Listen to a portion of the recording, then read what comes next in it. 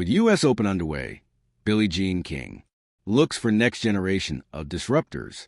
Hello everyone, welcome back to my channel. Before starting the video, please subscribe and keep watching for more details videos. When Billie Jean King looks for the next up and coming tennis star, the International Tennis Hall of Famer searches for attributes and intangibles that go far beyond how hard you can hit the ball. I'm always looking for players that can take our sport to another level in the next generation, King told USA Today Sports ahead of the 2025 U.S. Open. What can you do off the court? Not just be a great player. King has made a career doing just that.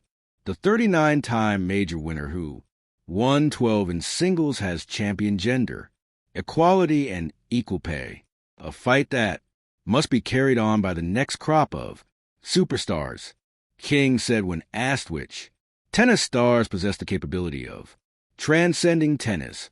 King confidently offered two names: Canadian teen sensation Victoria Bako, who turns 19 on August 26, and two-time major champion Coco Gauff, 21.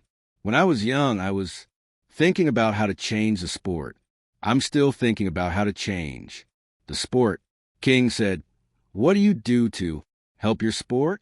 What do you do to help other human beings? How do you make the world a better place? Those were the things that would annoy me as a young person. USA Today Sports caught up with King to catch up on the 2025 U.S. Open. Young change makers in the sport, her wish for tennis future, and her preferred ride of choice with Lift Silva, Billie Jean King's favorite U.S. Open moment. King may be approaching her 82nd birthday in November, but the legend is far from slowing down. I have a schedule that'll choke you. I don't stop, King playfully tells USA Today Sports.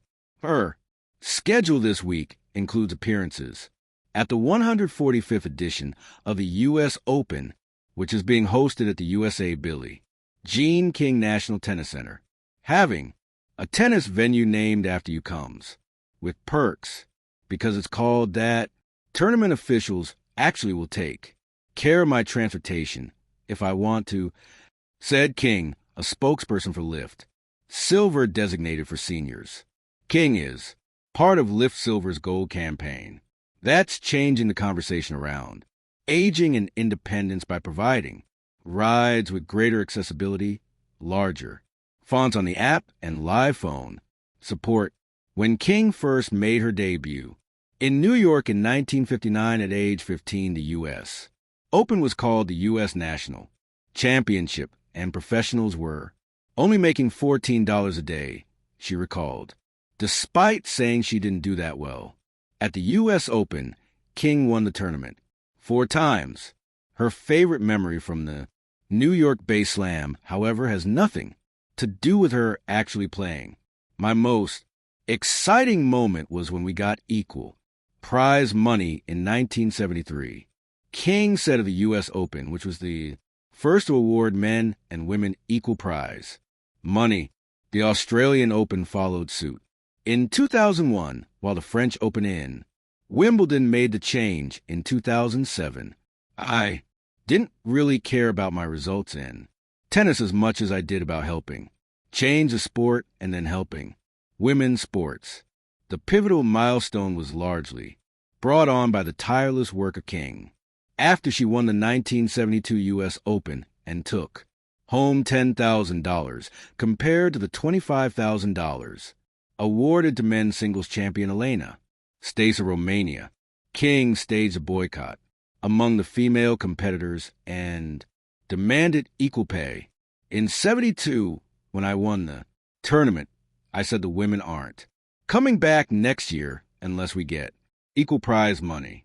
And of course, I hadn't really talked to the women about it, said King, who simultaneously lobbed sponsors to make up the difference in prize money.